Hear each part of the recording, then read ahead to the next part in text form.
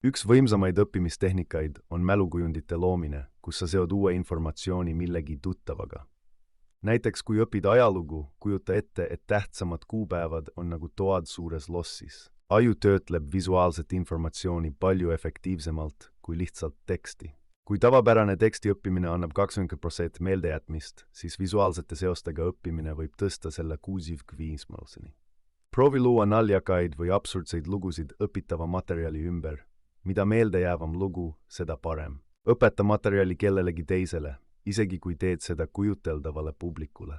Jaga õppematerjal väiksemateks osadeks ja õpi neid intervallidega. Lisa õppimisse erinevaid meeli, kuula temaatilist muusikat või selgita teemasid kõva häälega. Need tehnikad võivad alguses tunduda aeganõudvad, kuid pikemas perspektiivis säästavad palju aega ja närve. Järjekindel harjutamine muudab need tehnikad loomulikuks õppimise osaks.